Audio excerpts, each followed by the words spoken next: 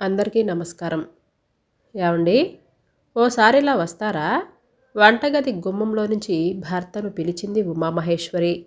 ఆ, ఏమిటి అని ఉరుముకుంటూ వచ్చి, ఏంటి నీ నస అని అడిగాడు. అది కాదండి, మీరు చేస్తున్నది తప్పు అని నా మనసు కనిపిస్తుంది. మీరు మరొకసారి ఆలోచించండి అని భర్త చేతికి టీ కప్పును అందిస్తూ చెప్పింది. ఇదేనా నువ్వు చెప్పదలుచుకుంది? ప్రతిదానికి మనం ఇలా సంశయించబట్టే మా అమ్మ మా తమ్ముడికి అన్నీ దోచిపెడుతుంది. ఇంతకంటే మంచి మార్గం లేదు. జరిగేదంతా రెండు కళ్ళతో చూస్తున్నాను అన్న విషయం కూడా మర్చిపో. అది కాదండి, అత్తయ్య గారికి ఒళ్ళు తెలియని జ్వరంతో మంచంలో పడి ఉన్నప్పుడు మీరు ఈ పని చేశారని ఆవిడకు తెలిస్తే మనం మోసం చేశాము అని బాధపడతారు. ఆమె మనసుని బాధ పెట్టడం ఇంటికి పెద్ద కొడుకుగా మీకు ధర్మం కాదు. మనకు జయం అంతకన్నా కాదు అని బతిమిలాడుతున్నట్లుగా అంది. ఇందుకేనా పిలిచింది? మళ్ళీ మళ్ళీ డిస్టర్బ్ చేయకు అని విసుక్కుంటూ హాల్లోకి వెళ్ళిపోయాడు చక్రధరం. ఉమామహేశ్వరి వచ్చి అత్తగారి ముందున్న స్టూలు మీద కూర్చుంది. ఎదురుగా భర్త హాల్లో దామోదరం గారితో సీరియస్గా చర్చిస్తూ ఎలా చేస్తే ఈ పని బెడిసి కొట్టకుండా ఉంటుందో అలా ఆయన చేత కాగితాలు రాయిస్తున్నారు. ఉమా అత్తగారి వైపు యథాలాపనగా చూస్తూ నుదుటి మీద తడిబట్టను తీసి ఉడుకు నీళ్ళల్లో ముంచి దానిని పిండి మళ్ళీ నుదుటి మీద వేసింది. రోహిణమ్మగారి ఒళ్ళు సలసలా కాలిపోతుంది. అదేం చిత్రమో సాయంకాలం అయ్యేసరికి జ్వరం పేలిపోతుంది. ఈయన ఆ పనేదో తొందరగా ముగించేస్తే బాగుండు అని ఆలోచనలో పడిపోయింది ఉమామహేశ్వరి. జిల్లా పరిషత్ హైస్కూల్లో రికార్డ్ అసిస్టెంట్గా తనకు ఉద్యోగం వచ్చిన కొద్ది రోజులకి మున్సిపల్ ఇంజనీర్ గారి ప్రథమ పుత్రుడైన చక్రధర్రావుతో తన వివాహం జరగటం, చక్కని సాంప్రదాయ కుటుంబం నుంచి అంతకంటే సాంప్రదాయ కుటుంబంలో ఒక పెద్ద కోడలిగా అడుగుపెట్టడం జరిగింది. అప్పటికి మరిది బాలకృష్ణ డిగ్రీ ఫైనల్ ఇయర్ చదువుతున్నాడు. భర్త టెలికమ్యూనికేషన్లో ఏఈగా జాబ్ చేస్తున్నాడు. ఆడపడుచులు ఎలాగూ లేరు. అత్తగారు ఎంతో సౌమ్యురాలు. తనని ఏనాడు ఒక్క మాట కూడా అనలేదు. మున్సిపల్ ఇంజనీర్గా ఎంతో డబ్బు ఇతరత్రా సంపాదించే అవకాశం ఉన్నా కూడా నీతికి నిజాయితీకి మారుపేరైనటువంటి మామగారు ఆ ధ్యేయంతోనే ఉద్యోగం చేశారు. అప్పులు చేసి పెద్ద కొడుకుని ఇంజనీరింగ్ చదివించిన ఆయన రెండో కొడుకు దగ్గరకు వచ్చేసరికి ఆయన చేతులెత్తేశారు. తీవ్ర మనస్తాపానికి గురి కావటంతో సివియర్ హార్ట్అటాక్తో ఆయన కొద్ది కాలానికే మరణించారు. ఆయన హఠాత్తుగా మరణించటంతో రోహిణమ్మగారు బాగా కుంగిపోయారు. ఆవిడని తాను మంచి మాటలతో ఈ లోకంలోనికి తీసుకొని వచ్చేసరికి బాలకృష్ణ చదువు కూడా పూర్తయిపోయింది. అనుకోకుండా తండ్రి స్నేహితుడు తను పనిచేస్తున్న ఫ్యాక్టరీలో డైలీ లేబర్ జాబును బాలకృష్ణకి ఇప్పించాడు. సరిగ్గా ఆ రోజుల్లోనే అత్తగారు తమ్ముడు వచ్చి తన కూతురు వివాహానికి రమ్మని ఆహ్వానించాడు. తమ్ముడి దేన పరిస్థితిని చూసి అతనికేమైనా సహాయం చేయమని తన భర్తను కోరారు అత్తగారు. అప్పటికే తమ్ముడు డైలీ లేబర్గా చేయటం నచ్చకపోవటం, తాను కోరుకోకుండానే లక్ష్మీదేవి లంచాల రూపంలో రావటం, భార్యగా తాను సంపాదించే జీతం, వీటన్నిటితో ధనగర్వంతో ఉన్న తన భర్త నా దగ్గరేముందమ్మా నీకు తెలియంది అని అనటంతో తనకే బాధ కలిగింది ఆ మాటలకి. ఇక అత్తగారికి వేరే చెప్పాలా? అప్పుడే తనను హెచ్చరించారు అత్తగారు. అమ్మా ఉమా, వాడి కళ్ళ ముందు కరెన్సీ నోట్లు నిండుగా కనిపిస్తూ ఉండటంతో ఎదుటివారి బాధ అర్థం చేసుకునే శక్తిని కోల్పోయాడు. వాడిని నీ కంట్రోల్లో ఉంచుకోకపోతే చివరికి నీకు నీ కుటుంబానికి మనశ్శాంతి లేకుండా పోతుంది అని అన్నారు. అప్పటికే తనకిద్దరు పిల్లలు అంకిత, అక్షిత్ పుట్టేశారు. తానెంత నచ్చచెప్పినా ఆయనలో డబ్బు వ్యామోహం పెరిగిందే తప్ప తగ్గలేదు. అందుకు తన ఆయనతో దెబ్బలాడుతున్నప్పుడు ఆర్థిక స్వాతంత్ర్యంగా విడిగా బతకాలి అని అనుకునేది. అందుకు అత్తగారు ఒప్పుకునేది కాదు. తప్పమ్మా, ఎవరి జీవితాలు వాళ్ళు బతకాలి అని అనుకున్నప్పుడు ఈ పెళ్ళిళ్ళు, పిల్లల అనుబంధాలు అనవసరం. పిల్లలు లేకుంటే నేనే నిన్ను ప్రోత్సహించేదానిని. నీ తల్లిదండ్రుల పెంపకంలో అమ్మా నాన్నలు ఇద్దరి ప్రేమ పొంది పెరిగిన మీరు మీ పిల్లలకు వాటిని అందకుండా చేయటం ఎంతవరకు న్యాయం ఆలోచించు అని అన్నారు. ఆవిడ ఎప్పుడూ తనని కోడలిగా చూడలేదు, కూతురుగానే మందలించింది.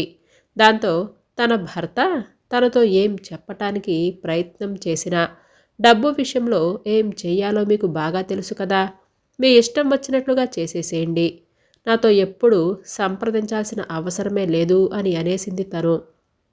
తనిస్తానన్న కట్నం ఇవ్వకపోవటంతో అత్తగారి తమ్ముడు కూతురు పెళ్ళి పీటల మీదే ఆగిపోయింది. ఆ పెళ్లికి తను మరిది అత్తగారు పిల్లలు వెళ్ళారు. ఆయన రానేలేదు. పెళ్లి పందిట్లో కళ్ళనీళ్ల పర్యంతమవుతున్న తమ్ముణ్ణి ఓదార్చిన అత్తగారు ఒక నిర్ణయానికి వచ్చిన దానిలాగా మరిది దగ్గరికి వచ్చింది. నాన్నా బాలకృష్ణ, ఒక సహాయం చేసి పెడతావా అని అడిగారు మరిదిని. ఏంటమ్మా అది? మీ నాన్నగారు ఉండగా నీకు ఘనంగా చదువు చెప్పించలేకపోయారు. కనీసం నీ పెళ్లి కూడా ఘనంగా చెయ్యలేని స్థితిలో నేనున్నాను. నేనింతకన్నా మంచి సంబంధం తెచ్చి నీ పెళ్లి చేయలేను. నీకు అభ్యంతరం లేకపోతే స్వప్నని పెళ్ళాడి ఆమెకు జీవితాన్ని ప్రసాదించు. నీకిష్టం లేకపోతే వద్దు అని అన్నారావిడ. 2 నిమిషాలు సాలోచనగా ఆలోచించిన బాలకృష్ణ తల్లి పాదాలకు నమస్కరించి అక్కడికి వెళ్ళి స్వప్న మెడలో తాళి కట్టాడు. అలా స్వప్న తోటికోడలైంది. ఇదేరా తమ్ముడు, నేను నీకు చేయగలిగిన సహాయం అని అన్నారావిడ తన తమ్ముడితో. భర్త బతికుండగా తన తమ్ముడు ఏనాడు తన గడప తొక్కలేదు. శ్రీకృష్ణుడు లాంటి బావగారి దగ్గరికి అటుకులతో రాలేకపోతున్నాను. ఇంటికి ఆడపడుచుగా నీకొక చీర కూడా పెట్టలేని ఈ తమ్ముణ్ణి క్షమించక్క అని తమ్ముడు రాసిన ఉత్తరంలో ఉంది. నీ మనసులో సాంప్రదాయాన్ని నిలబెట్టాలని, దానిని తర్వాత తరాల వారికి అందజేయాలి అనే తపన ఉంది. ఆ చక్కటి ఆలోచన నీకు శ్రీరామ రక్ష అని ఆశీర్వదించారు. ఆ ఏడాది తర్వాత స్వప్నకి బాబు పుట్టాడు. అయితే వాడు మానసిక వికలాంగుడు. దానితో రోహిణమ్మగారు మరీ కుంగిపోయారు. బాలకృష్ణ తనకిలాంటి దెబ్బలు అలవాటే అని అన్నట్లు నిర్వేదంగా నవ్వుకొని నిబ్బరంగా ఉండిపోయాడు. ఆ మనవడి కోసం ఎన్నో పూజలు యాత్రలు చేశారావిడ. ఎందరో డాక్టర్ల దగ్గరికి తీసుకెళ్ళి డబ్బు బాగానే ఖర్చు పెట్టారు. అంతా కేవలం తన భర్త వలన సంక్రమించిన సొమ్ముతోనే. సంవత్సరంలో 10 నెలల పాటు మరిదింట్లో ఉండి 2 నెలలు తమ కోసం మనవళ్ళ కోసం వచ్చి వెళుతూ ఉంటారు. తమ పిల్లలు ఇద్దరిలో అమ్మాయి స్టేట్ ర్యాంక్తో ఇంజనీరింగ్ చదువుతుంది. అక్షిత్ కాస్త మందమతి. వాడెంత ప్రయత్నించినా వాడికి చదువు అబ్బటం లేదు. వాడి నుంచి వాడి మనవడి తరం వరకు అవసరమైన డబ్బు ఎలాగైనా సంపాదించి వాడికిచ్చేయాలి అని భర్త తాపత్రయం. ఆ తాపత్రయంలో అందివచ్చిన సొమ్మంతా సేకరించి స్థలాలు, నగలు, బంగారం, అపార్ట్మెంట్లు దేని మీద పడితే దాని మీద పెట్టుబడి పెట్టేస్తున్నాడు చక్రధరం. ఇప్పుడు తల్లి పేరు మీద ఉన్న ఇల్లు తమ్ముడికి లేకుండా పూర్తిగా తన పేరిట అమ్మగారు తన ఇష్టంతో రాసినట్లుగా పత్రాలు తయారు చేస్తున్నాడు. అదే తనకు గరళం మింగినట్లుగా ఉంది. అత్తగారిని లేపి చెప్పేద్దాము అని అనుకుంది. కానీ ఆమె అసలు ఈ లోకంలోనే లేనట్లుగా వేడి నిట్టూర్పులు విడుస్తుంది. భర్త వకీలుని తల్లి దగ్గరకు తీసుకుని రావడంతో మహేశ్వరి కొంగుతో కళ్ళు తుడుచుకుంది. ఆయన సహకారంతో స్పృహ లేని తల్లి చేత వేళ్ల మధ్యలో పెన్ను పెట్టి తన చేతుల సహాయంతో తల్లి చేత అవసరమైన చోట్ల సంతకాలు పెట్టించాడు చక్రధర్రావు. తర్వాత అన్ని యథాప్రకారంగా సర్దిపెట్టి కాగితాలు తీసి జాగ్రత్తగా పెట్టి భార్య సలహా మీద ఫ్యామిలీ డాక్టర్కి ఫోన్ చేశాడు. మరిదికి జరిగిన అన్యాయానికి తన్నుకొస్తున్న బాధను దిగమింగుకుంటూ మౌనంగా చూస్తూ ఉండిపోయింది ఉమామహేశ్వరి. జ్వరం తగ్గుతూనే తమ్ముడింటికి బయలుదేరిపోయిన తల్లిని చూసి ఒక్కసారిగా మండిపడ్డాడు. నీకు అనారోగ్యం వచ్చి నీకు సేవలు చేయాల్సి వచ్చినప్పుడేమో నీకు మేము కావాలి. ఆరోగ్యం బాగున్నప్పుడు వాళ్ళింటి దగ్గర ఉండి ఆ మతిలేని వాడికి చాకిరీ చేసిపెట్టి ఆ డబ్బంతా వాడి ముఖాన పడేస్తున్నావు. ఇదేమైనా న్యాయంగా ఉందా అమ్మా అని గట్టిగా అనేశాడు. రోహిణమ్మగారు ఉమామహేశ్వరి వైపు ప్రశ్నార్థకంగా చూసింది. ఆమె కళ్ళతోనే సైగ చేసి తలదించుకుంది. ఈసారి చిన్నవాడి ఇంట్లో ఉన్నప్పుడు అనారోగ్యాన్ని రమ్మని కబురు చేస్తాను లేరా అని చిన్నగా నవ్వి ఆవిడ అక్కడి నుంచి వెళ్ళిపోయారు. చూశావా, నేనేదో కాని పని చేసినట్లుగా ఫీల్ అయ్యావు కదా. నీకు మాత్రం ఎదిగిన పిల్లలు ఇద్దరు ఉన్నారు కదా, నా మందుల ఖర్చులు నేనే పెట్టుకుంటాను అని అమ్మ అనగలిగిందా? ఈ పెద్దవాళ్ళు ఎవరో ఒకరి మీద మాత్రమే ప్రేమ పెంచుకుంటారు. ఒళ్ళు మండమంటే మండదా మరి? తల్లి వెళ్ళిపోయాక అక్కసుగా అన్నాడు చక్రధరం బొమ్మతో. ఎందుకు ప్రతిదాన్ని డబ్బుతో ముడిపెట్టి చూస్తారు? డబ్బేనా మనిషికి ముఖ్యం? తల్లి ప్రేమ, అన్నదమ్ముల మధ్య ప్రేమానుబంధాలు ఇవేమీ అవసరం లేదా మీకు అని అడిగింది ఉమ. పిచ్చి ముఖమా, అవి కూడుగుడ్డ పెట్టవే. ఈ రోజుల్లో డబ్బుంటేనే మనిషికి విలువ. ఇంత వయసొచ్చి కాటికి కాలు చాచుకొని కూర్చున్న మా అమ్మ అవసరమైన ఒక్క 5 రూపాయలు తీస్తుందా? తీయదు. అది డబ్బు విలువంటే. ఓ అయిన దానికి కాని దానికి ఆమెను వెనకేసుకొని రావటం కాదు, నేర్చుకో అని అన్నాడు. మీరు చిన్నపిల్లవాడిగా ఉన్నప్పుడు మీకేమీ అనారోగ్యం చేయలేదా అని అడిగింది ఉమ. చేసింది. అయితే అప్పుడు మీ అనారోగ్యానికి ఖర్చు మీరు మీ అమ్మగారికి ఇచ్చారా? అదెలా వీలవుతుంది? అప్పుడు నేను చిన్నపిల్లవాడిని కదా, పైగా చదువుకుంటున్న వాడిని. అయినా కన్నందుకు అది వాళ్ళ కనీస బాధ్యత. అలాగే మిమ్మల్ని పెంచి పెద్ద చేసి ఒక ఇంటి వారిని చేసిన ఆ తల్లికి మీరు చేసింది కూడా కనీస బాధ్యతేనండి. ఆవిడ మీకు చేసిన దానికంటే మీరు చేసేది ఎంత? ఏసమెత్తేనండి. ఈ జన్మకు మీరు చెయ్యలేరు కూడా.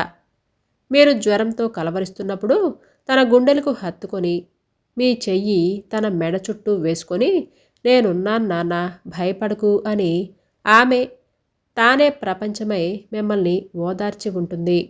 కానీ మీరొక్కసారైనా అలా చేయగలిగారా? లేదు. ఎందుకంటే అమ్మ మీకు డబ్బులివ్వలేదు కాబట్టి. అంతే అని అన్నాడు నిర్లజ్జగా స్థిరంగా చక్రధరం. ఒక నిమిషం ఉండండి అని తన గదిలోకి వెళ్ళి డబ్బు ఓ బ్యాంకు పాస్బుక్ తీసుకొని వచ్చి అతని చేతిలో పెట్టింది. ఇదిగో తీసుకోండి. ఏమిటి? అత్తగారి తరపున వకాల్తా పుచ్చుకొని ఆమెవ్వాల్సిన డబ్బులు నువ్విస్తున్నావా? లేక ఇంకా ఎలాగైనా సంపాదిస్తున్నావా అని అన్నాడు హేళనగా. అందులోని వెటకారం అర్థమైన ఉమ ఒక్కసారిగా నిర్ఘాంతపోయింది. భేష్, మీకు పట్టిన డబ్బు పిచ్చితో ఏం మాట్లాడుతున్నారో కూడా తెలియకుండా మాట్లాడుతున్నారు. అది మీ అమ్మగారు తన అనారోగ్యానికి మీరు ఖర్చు పెట్టిన డబ్బుగా ఇచ్చింది.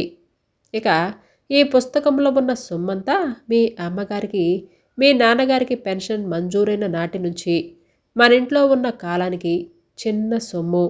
రేపు మీ కొడుకు ఇంట్లో మీరింత ఆత్మాభిమానంగాను బతకగలరా? డబ్బు మదపిచ్చిలో ఉన్న మీకు పైసా ఇవ్వాలి అని అనిపిస్తుందా? ఇవ్వకపోతే మీ కోడలు ఊరుకుంటుందా? ఏ తరానికైనా ఇదేనండి చరిత్ర. ఇదే పునరావృతం అవుతుంది. ముందు తెలుసుకోండి అని అనేసి అక్కడి నుంచి విసురుగా వెళ్ళిపోయింది ఉమ. వీపు మీద ఎవరో చెళ్ళున చరిచినట్లుగా భయపడిపోయాడు చక్రధరం. చిన్న పెదడులో సరైన చోట దెబ్బ తగిలినట్లుగా అయోమయంగా ఆలోచనల్లో పడిపోయాడు. 3 రోజుల తర్వాత అతనికి తల్లి దగ్గర నుంచి ఒక ఉత్తరం అందింది. దాన్ని చింపి చదవసాగాడు. చిరంజీవి పెదబాబుకి అమ్మ ఆశీస్సులు. ఎలా ఉన్నావు నాన్న? వేళకు తిను. డబ్బు సంపాదనలో పడిపోయి ఆరోగ్యాన్ని పాడు చేసుకోకు. ఎవరో ఒక మంచి కవి చెప్పినట్లు మనిషి రూపాయి సంపాదించటం కోసం కష్టపడతాడు. ఆ రూపాయిని మరొక రూపాయిగా సంపాదించి పెట్టమని మనిషిని కష్టపెడుతుంది ఆ రూపాయి. చివరికి ఆ కష్టమే అతన్ని బలి తీసుకుంటుంది. నాకు నువ్వు, నీ తమ్ముడు 2 కళ్ళు. నీకున్న 2 పిల్లలు లాగా. నువ్వు ముందు పుట్టావు. నీ తమ్ముడి కన్నా ఎక్కువ కాలం మనింట్లో ఉన్నావు, తిన్నావు. నీ తమ్ముడు కన్నా ఎక్కువ ఖర్చు పెట్టించి పెద్ద పెద్ద చదువులు చదివావు. పెద్ద ఉద్యోగాన్ని కూడా సంపాదించావు. అయినా నాకు మీరిద్దరూ సమానమే. నీ కూతురు నీ కొడుకు కన్నా ముందు పుట్టింది. వాడికన్నా ఎక్కువ ఖర్చుతో పెరుగుతుంది. ఈవేళ ఇంజనీరింగ్ చదువుతుంది. అయితే నీ కొడుకుకు మాత్రం చదువబ్బలేదు. అయినా నువ్విద్దరిని సమానంగానే ప్రేమిస్తున్నావే. అలాగన్నమాట. నీ భార్యలా నీ తమ్ముడి భార్య ఉద్యోగస్తురాలు కాదు. నా తమ్ముడి స్థితికి జాలిపడి స్వప్న మెడలో తాళి కట్టమంటే కట్టాడు. అలాంటి పెళ్లిళ్ళ వలన మానసిక లోపం ఉన్న పిల్లలు కలుగుతారు అని తెలిసి కూడా ఆమెను తన భార్యగా చేసుకున్నాడు.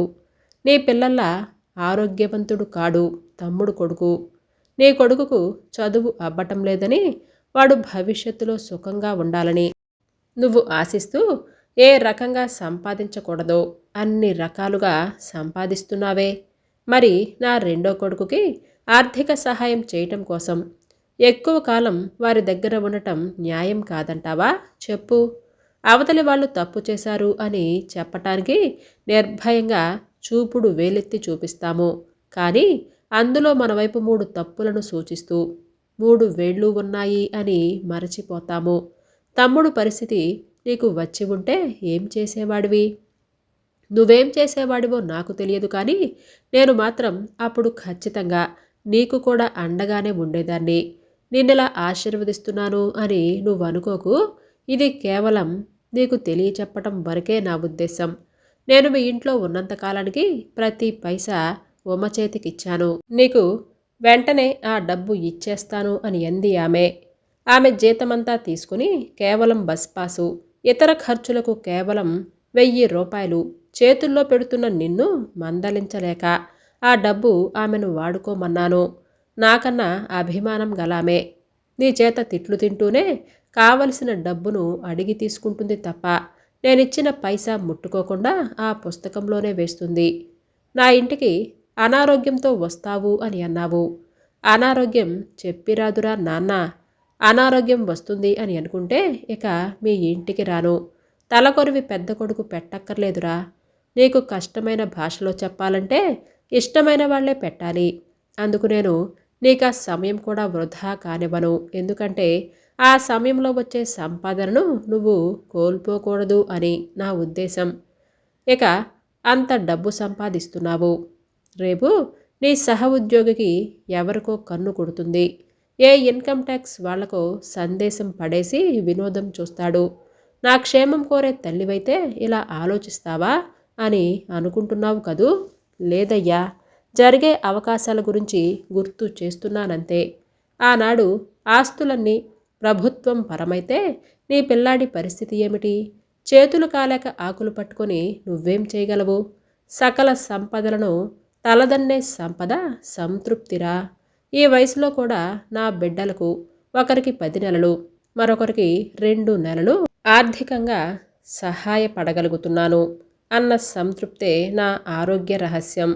మీకే కష్టం కలిగినా, ఏ నష్టం జరిగినా ముందు చిల్లు పడేది ఈ అమ్మ గుండెకేరా. ఏ తల్లైనా తన బిడ్డలందరూ క్షేమంగా, ఆరోగ్యంగా, ఆనందంగా ఉండాలి అనే కోరుకుంటుంది. వారి చేతుల్లో తన జీవితం వెళ్ళిపోవాలి అని కోరుకుంటుంది. అలాంటి సగటు తల్లినే నేను కూడా.